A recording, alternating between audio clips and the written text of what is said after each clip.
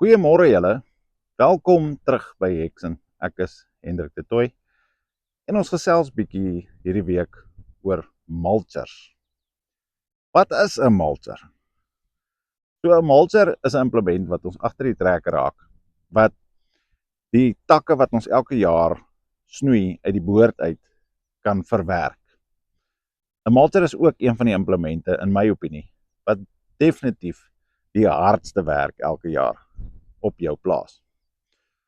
So dit is baie belangrik dat jy 'n baie goeie brand mulcher het. Wat is die uitdagings met 'n mulcher? Wat bepaal of die werking van 'n mulcher baie goed is? So 'n mulcher kan net kap wat hy in sy kamer kan invat.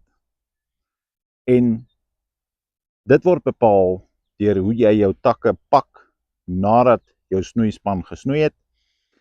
Dit word ook bepaal deur die terrein waaroor die mulcher loop. Dit is 'n rigieder struktuur van 1.6 of 1.8 meter en hy kan doeteenvoudig net kap wat hy kan bykom. En as jy dan 'n holtes het in jou ry, dan gaan hy doeteenvoudig die materiaal net nie bykom nie. 'n Mulcher het ook verskillende stelle hamers. Ons FAI reeks mulchers het 'n kleiner hamer, maar hy het baie meer hamers op sy drom. En dit veroorsaak dan dat die kragverbruik, die kilowatt wat jy nodig het om daai mulcher te trek, verdeel word oor meer hamers.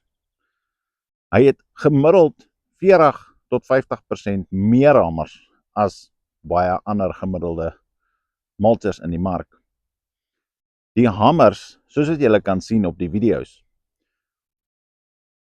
draai ook heeltemal in die ronde om sy eie as. En dit veroorsaak dat die hamer nie kan vaslaan nie. Wat 'n groot voordeel is as jy 'n klomp materiaal op 'n slag vat. Die kapasiteit van die FAI mulcher is 200 mm.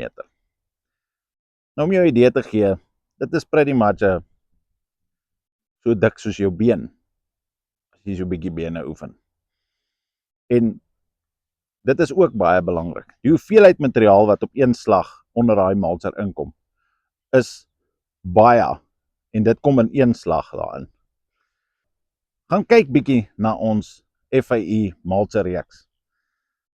Volg ons asseblief op Facebook, gaan besoek ons op YouTube, gaan like en subscribe, sodat julle deurlopend goeie inligting kan kry uit die heksenkamp uit. En daarmee sê ek vir julle bye-bye en 'n lekker naweek wat voorlê en lekker boer.